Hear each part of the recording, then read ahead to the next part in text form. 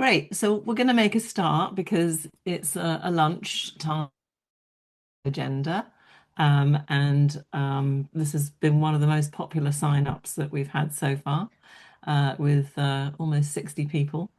Sorry, I shouldn't have said that because that's going to panic Cathy and Bill a little bit more. Welcome to the next of our shared world learning lunches, which were Cathy's idea and came out of a face-to-face meeting that had, I don't know, 2, 3 years ago. And it turned out that people did really like learning from each other. So this is what these are about. But also it's part of being a community. So we also talk about uh, and learn from each other. So there were about 60 people. You will be in groups, so you won't have to talk to all 60. And that will be the second part of this lunch. But if I can just start, I think Holly, I just overtook your bit that you were supposed to do, but never mind. No, no, Um, it's you for this. oh, is it? Okay. Yeah. So I'm just going to introduce you two without further ado to Cathy, a co-chair with um, Holly, Elena, and Elena and myself. Elena can't come; she's actually lecturing at the moment. But this is actually some work that Cathy has been doing with Bill Finnegan. And just to introduce you to them, apart from the fact that Cathy is a lecturer at um, Oxford Brookes University. She's a senior lecturer in education sustainability, but she's also chair of SEED and co-chair of this Our Shared World network. She lectures on global issues and culture and communication, and her research centres on transformative sustainability education and pedagogies of hope. There'll be more about transformative sustainability education a bit later on. Bill, who I think I met a long time ago, somewhere in the home counties is all I remember, is head of programs in social sciences at Oxford Lifelong Learning, sustainability education research manager for the University of Oxford. He's an environmental education researcher and practitioner, and his research incorporates digital storytelling methodologies and explores pedagogies of hope. Bill is co-founder of the Museum of Climate Hope and co-directs the Vice Chancellor's colloquium on climate. So without further ado, if we could welcome Cathy and Bill, and over to you. Brilliant. Thank you so much. Let me just get my slides going.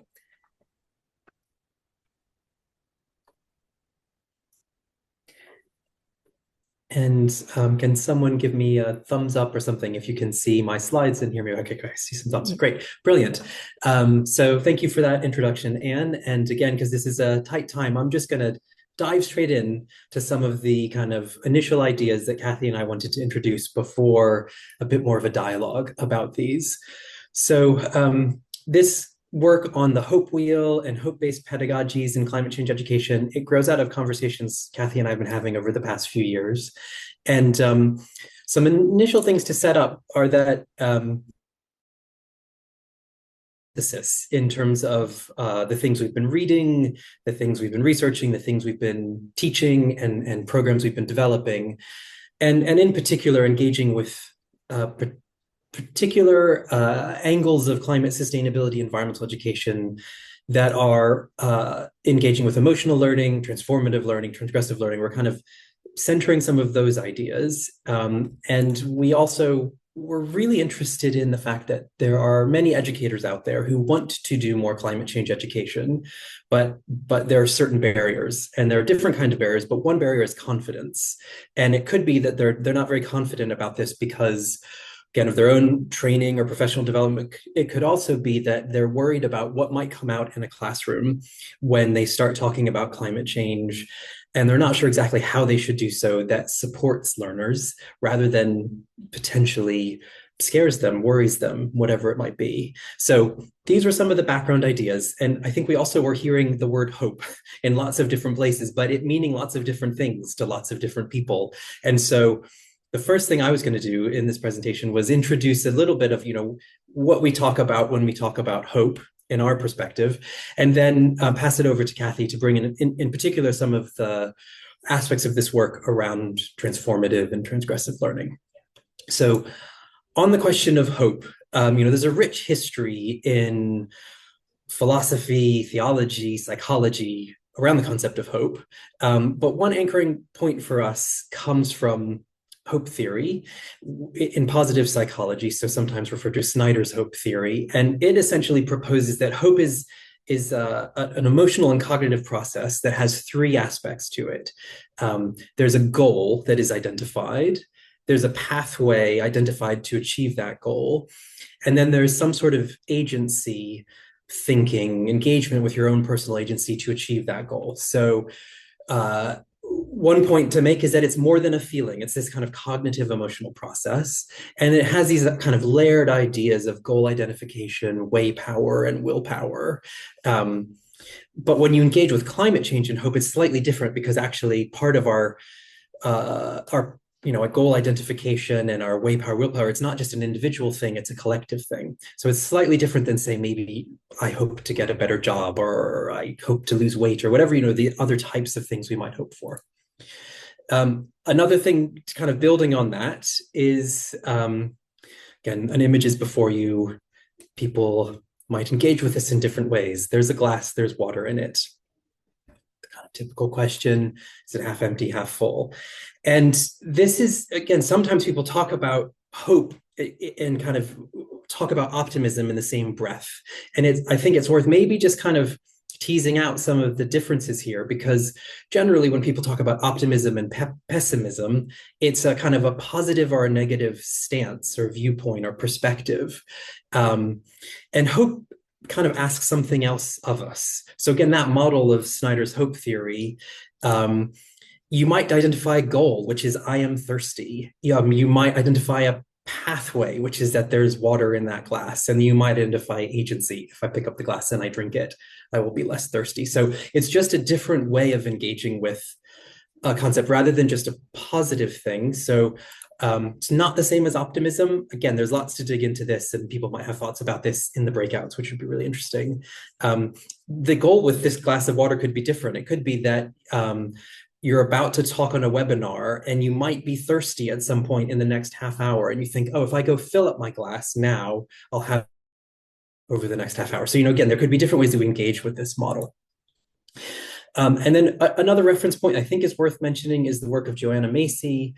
Many of you might know the work that reconnects is kind of a framework for her engaging with people, navigating times of change and uncertainty, and connecting with each other and the more than human world. And she frames it as active hope, so kind of constructive hope, active hope. There's kind of some echoes in this, and it's quite similar in terms of this model of kind of goal identification and pathways. But I think what's really interesting to bring in from Joanna Macy is that she talks about it as a practice, right? It's like Tai Chi or gardening. It's other people talk about it as a muscle. Or again, there's something active in engaging with hope in this way. And then another reference point, which is again a slightly different one. So this is a painting from the late 1800s called Hope. And I think it also kind of illustrates some of the layers of complexity around being hopeful in difficulty, in difficult times, it's undeniable that we are in a difficult moment, politically, socially, et cetera, in a relationship with the natural world. And the painter basically said, hope isn't just about expecting good things will happen to you. It's about the music which can come from the remaining chord. An interesting little sidebar on this is that inspired a Chicago-based minister to talk about the audacity of hope, or audacity to hope, which inspired a young community organizer called Barack Obama, whose first book was called The Audacity of Hope. And so, there's this sense of, even when the chips are down, even when things don't look great, and you can't count on that positive outcome, that goal that you want, hoping is still the way, is kind of a means of putting one foot in front of the other, of making the music with the instrument you have. I could probably create a number of inspirational posters based on hope, but kind of this is really the Desmond Tutu model of seeing that there's light despite the darkness. And the last one I'll mention is a wonderful Nick Cave quote, which is, "It's hope is optimism with a broken heart." So again, there's just to say that hope is complicated. It's not easy. So I'm going to very briefly introduce the model that came out of these conversations that Cathy and I started having, which is the hope wheel. And again, this is going to be a whirlwind because I want to pass to Cathy in just a minute or so to kind of dig into some of the influences in this work. But we essentially wanted to create a visual expression of some of these conversations. And we realized that there were kind of three different components to what we were talking about. There's the handrails, which are things to hold on to if you're not quite sure what you're doing to kind of steady your uncertain path into climate education that engages in a positive way with climate change. So I'll talk about this in a second. There's the guardrails, which are the things you're trying to avoid in the classroom or in other learning environments. And then there's the lenses, which are these kind of actually integrating concepts that you can layer on the whole thing, and it might change the outlook. It's a bit of a mixed metaphor because once we layered in our guardrails and our handrails, we suddenly found we had a wheel with the spokes and the rim. And then the lenses, again, just add another flavor. So apologies for the mixed metaphors. Also apologies, it's worth noting that this is a work in progress. So we had a paper come out in 2024 on this, and then we started talking to people in different settings, conferences, teacher workshops, and we realized that we had our own blind spots in it. You know, there were some bits that didn't quite that were missing, essentially, nature being quite an important one. And so we did a little bit of rearranging of certain concepts. So what you're seeing today is kind of Hope Wheel 2.0. But this is a conversation we're having, and we really see it as a living document, a living model, and it's meant to be practical and interrogated in different ways. So just to briefly note what we mean by the handrails, there's these four organizing concepts: honesty, awareness, space holding, and action, that we think climate education that engages with climate change in a constructive way and embodies pedagogies of hope will do. But we also note that there's a tension in each of these. So if you look at the words on either side, there's this kind of productive tension. Being honest about the situation we're in, the climate crisis, is important. But if you were to only focus on that, that is when you might risk creating distress or worry among learners. We also should be honest about the fact that we have solutions: technical, economic, social, behavioral. And some people have done great work on identifying exactly what we need to do to decarbonize or to change our economic system. So that tension between being honest about situation and solution is part of how you can engage maybe with this handrail of honesty, of telling the truth. And again, the flip side of that, if we overly emphasize the solutions, there's a risk that we're worried about the problem we're in, into a passive mode of techno-optimism. So again, I could go through each of these with that in mind, but I'll just move on to the next element, which is the guardrails. And essentially, we just wanted to make clear that, you know, while you're creating, let's say, a safe and a brave space to engage with climate change, you don't want to actually have an unanticipated outcome that undermines what you're trying to do with learners. So, you know, a major element of this is the potential of developing young people developing anxiety, worry, distress. There's different labels for this, but there's also a risk that maybe in the classroom you might have mis or disinformation which is shared by students or other teachers, that without it kind of being in some way corrected or again some process for engaging with the fact that there is a lot of mis and disinformation about this theme. Again, there's the risk of both apathy and false hope being different expressions of disempowerment, rather than leading to action, both individual and collective. So those are the guard. And the lenses, they bring in, again, a way of kind of integrating a different way of thinking about this. Again, I won't go into great detail, but the fact that, again, we're thinking about complexity and systems thinking, we're thinking about justice and kind of who's harmed, who benefits, relationship with the natural world, inspiring creativity, and then empathy as kind of a natural, an important part of this process. So the last thing I'll say before handing it over to Cathy is that with this model, we don't expect any bit of climate education to do all of it at once, because it's a lot to be thinking about. So we were thinking that this is more of a way of, if you're designing a program or evaluating a program, it's a reference point to think, oh, well, how do I engage with action? For example, is it only about individual action or collective action? Do I talk about action at all? So that's like, you know, just a reference point. And this illustration shows that you can also be thinking about in terms of the intersection of this thing, these different elements. So, you know, being honest about the problem and the solution in a way that empowers individual and collective action is a way of thinking about those two guardrails. But then if you're also to add in the lenses of complexity and justice, you're thinking about, systems thinking and considerations of justice and power. So it's just one example of how you might look at, again, a single lesson plan or a larger unit and try to figure out how is it situated within this model. But actually, Cathy will explore a little bit more how educators and other people in our space can use the model. So I'll pass over to you, Cathy. Thanks, Bill. That's great. So you might need to click again on this slide. So in this section, what I'm going to do is try and introduce very briefly some of the core theoretical underpinnings of the model and the things that are really that we foreground, if you like, in the wheel.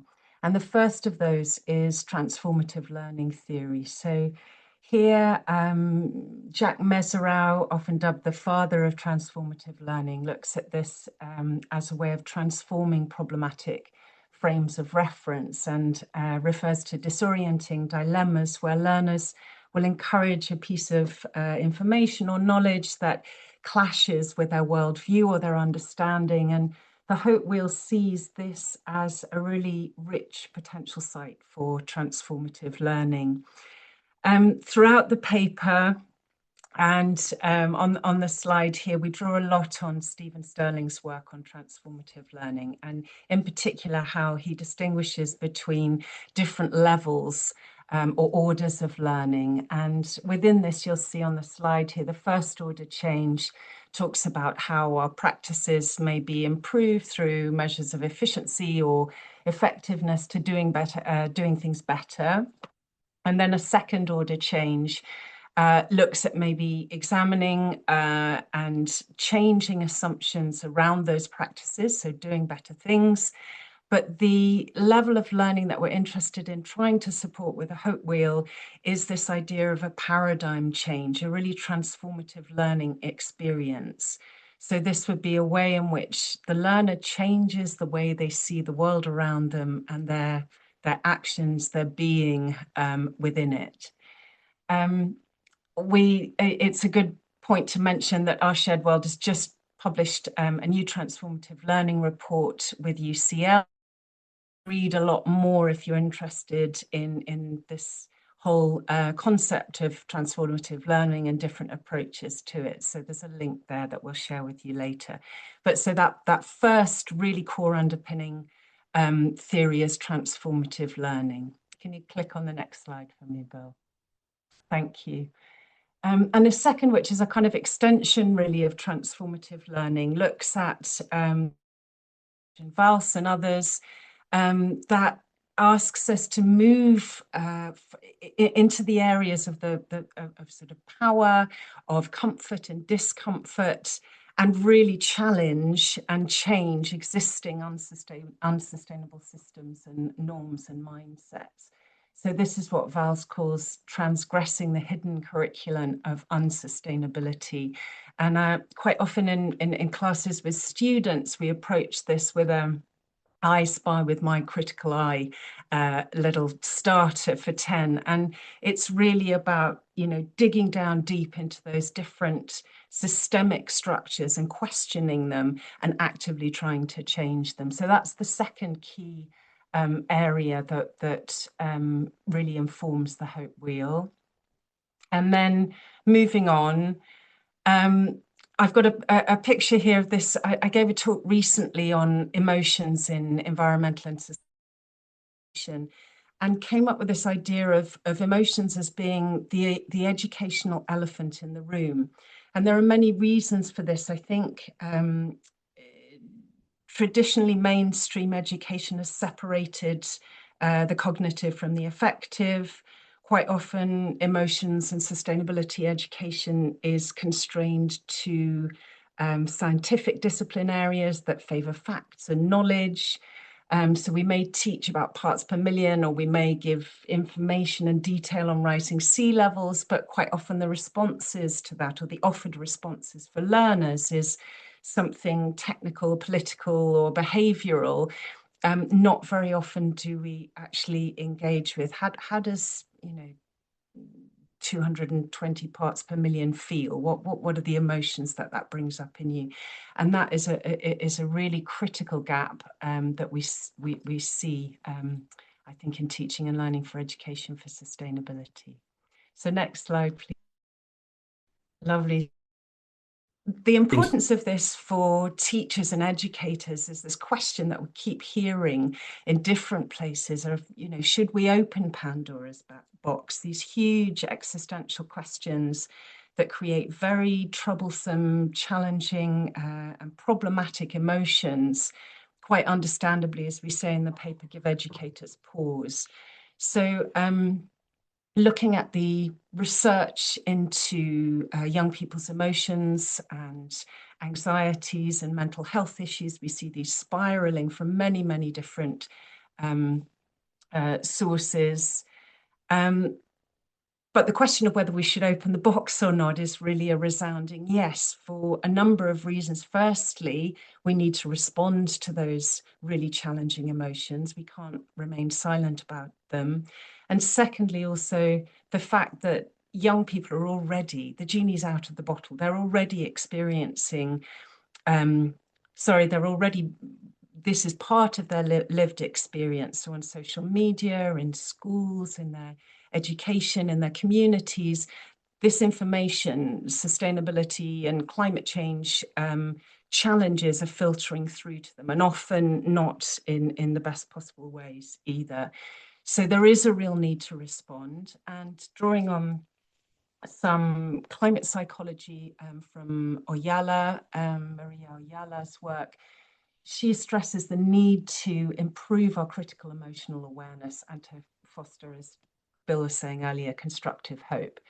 Sterling and Martin talk about this as engaging responsibility, so helping that constructive hope by identifying pathways towards doing something, taking action about them.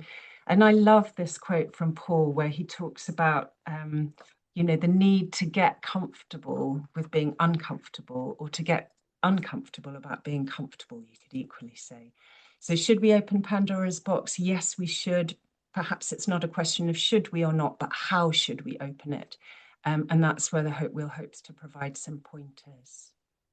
And so Cathy, really horrible to do this, and especially to you. This is so rich, but do you really want to move on to the provocation? Yeah, I will do. I'll just highlight that there are many initiatives coming up that are looking at emotions in climate sustainability education, one of whom we'll be hearing from in the next Learning Lunch, the Climate Majority Project. So yes, do move me on to the provocation. We can probably skip this slide as well. That's fine. That's fine. These will all be available anyway. Yeah, great. Don't worry, that's fine. There was a lot there to get through. So it's the next slide, Anne. Lovely. So what we would like you to do, I know we've given you a lot of information in a short space of time. George will have popped a link to the model, a visual copy of the model in the chat. And what we want you to talk about in your breakout rooms is which elements of the Hope Wheel are most or least challenging in your work and why. So we hope that you'll have some rich discussions. I don't know how much time everybody's got, Anne. Can we give them 10 minutes? Oh, I mean, so we technically finish in 5 minutes. So if we take 5 minutes for the breakout rooms, and if people can nominate a scribe or someone to feedback, obviously if you need to leave straight after the breakout rooms, that's not a problem. If you can stay and would like to share in the chat some of the discussion, then we'll be able to share the chat as well. And we might be able to hold it open a little bit longer, just for anyone that is able to stay on to talk about what you've discussed. But I think probably 5 minutes is the max we can do in the breakout rooms for now. So welcome back, everyone. For those of you that need to head off, absolutely understood. If one of you at least is able to start writing up your what came up in your discussion in the chat, we'll be able to share those with everyone afterwards.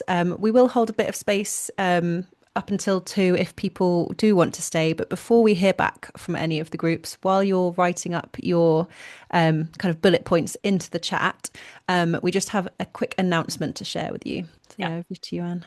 So we did say earlier that the learning lunches and in fact this transformative learning report and paper all came out of our last face-to-face meeting, which unfortunately I couldn't get to because I was snowed in. But it was a fantastically rich event. We don't do these face-to-face things very often, but we're doing another one next week. And it's called Our Shared Ground. And we will be continuing these conversations of transformative and other pedagogies that people are using as with where all the members of Our Shared World are invited. And it's thankfully with the Institute of Education who have given us a room for free. And then following on from that, so you can book your tickets now through Eventbrite, which I think George will share. And after that, you're welcome to stay for the launch of Doug Bourne's second edition of his book on education and social change, which looks absolutely fantastic. And there's quite a bit in there about peace. So we're hoping that quite a variety of you with different backgrounds will be coming to this. There are some spaces left, so do book yourself into that. And then next month, our next talk is going to be on the 3rd of February, and that's Les Gumby and Josephine Lethbridge talking about their Climate Majority project and the Climate Courage campaign. And then we have one in March, which will be with Tina Farr. So we've got that idea of not just research and NGOs, but also practitioners as well. So over back to you, Holly. Great, thanks, Anne. So I'm seeing some really great summaries coming up in the chat. So as I say, we'll be able to share those. But if anyone is particularly keen to kind of unmute and to share any reflections that came up in your group, then please do feel free.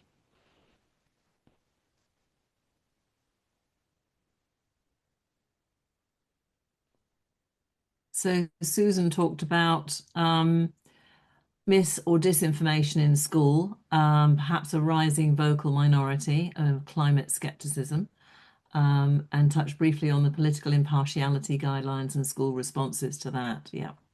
And it is quite challenging. There are methods of how you approach this. We do that in our some seed workshops, and I know that there are other people who do it. Then there's something about a Catholic organisation supporting schools to mark the Jubilee of Hope. So Catholic schools are hopefully well prepared. Sounds good. Yep, Catherine Burke hello, Catherine, how are you? Also said they talked about misinformation and disinformation. I think it is a concern in schools, yes. Would anyone like to jump in with their group? Catherine, yeah, go for it. Yeah, we also we also talked about apathy and that it's on the wheel, but how are we dealing with that?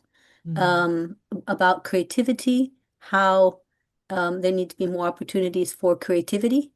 And of course, I talked about how we need to transform our perception of our inseparability from the world. So when we talk about nature, that we're not just talking to students about it being out there, but about our inseparability from the living world. Nice. Great. Thank you. Anyone else like to contribute?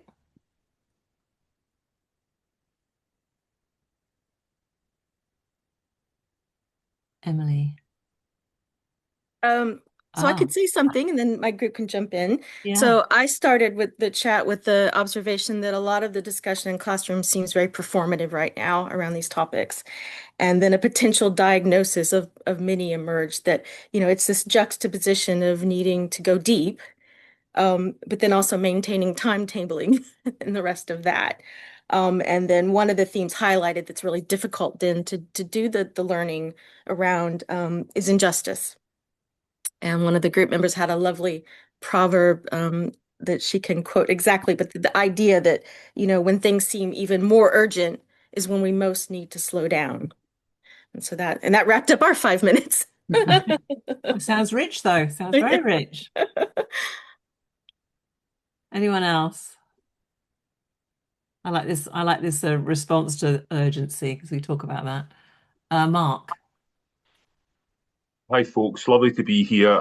Popping in from Scotland. I'm just about to head into the Youth Work Research Group. My background is community education, so I kind of work with a number of colleagues in education and a youth thing called Educators for Peace, which I put a link into there if people. So one of the things that I raised in our group was about honesty. And the fact that, all this, obviously militarism, this huge drive towards militarism and the impact of war, etc., on climate is something that, I think there's a bit of a culture of silence around. And so it's really kind of, I think for me in the group, we were talking about being able to open that box and be having conversations like this is just absolutely key. And to invite more educators into those spaces. So I'm really grateful to be able to join here, and I look forward to being part of future discussions. That's great. Thank you, Mark. We've just launched as Seed a report on our 1,000 young people survey where we ask them what they worry about. And it's climate change. And number 2 this time was war. So, George, if you wouldn't mind putting the link to our University of Essex launch, that would be great. And strongly war. I mean, it's not just a little thing that they're worrying about, but they are really worrying about it. So thank you for that, Mark. They're very linked. Just before I go, there's a brilliant colleague, Camila Vergara, at the University of Essex, who does this amazing work around democracy. So I think stretching out to these interdisciplinary colleagues who are doing this really groundbreaking work, it's absolutely amazing. Sorry to have to leave, but thank you very much for the invite. Thank you so much, Mark. Yeah, thank you. And thank you, everyone. I know, Les, do you want to quickly jump on in? Yeah, it was just to trail the learning lunch next month. So Climate Courage Schools has put together a short film which puts us in the shoes of a teacher standing in front of a classroom of young people and trying to deal with the emotional elephant in the room. The full range of not just anxiety, distress, fear, anger, mockery. That's what we'll put in front of you next month. Before then, we've got an event on the 27th of January, which I've also put in the chat, along with a sign-up link. I've also heard it called the polar bear in the room, as well as the emotional elephant in the room. Yeah. Great. Thank you very much, Les. So I think, again, we could stay all day, but to respect people's times and people's lunch breaks, I think we'll bring it to a close there. Thank you all so much for joining us. We really hope we can see as many of you as possible in person, face to face next week. That would be so great. We'll be sharing another email out, I'm sure, George. I'm just saying that as if without checking with you, but yeah, another email will go out with a sign up, and the sign up is also in the chat as well. So you can sign up to join us in London next Wednesday. And if you're not already a member of Our Shared World, George has also shared a link to register sign up as a member of Our Shared World in the chat as well, just so that you can get access to all of the events, everything that we're doing, and be part of this beautiful collective of people. But in the meantime, go well, have a lovely week. Thank you so much to Cathy and so much to Bill for that presentation. We are all buzzing. Holly, can I just jump in and say, if there's anyone here who is doing work that they want to share and they want to talk about, and they've got things to share, example, we're particularly interested in teachers and people on the ground and in classrooms, please get in touch with us and come and do a learning lunch. Yes. Fantastic. Thanks for that, Cathy. Thank you so much, Bill and Cathy. That was stunning, absolutely stunning. And I think we should all cheer. Well done. Well done. Thanks, everyone. See you soon.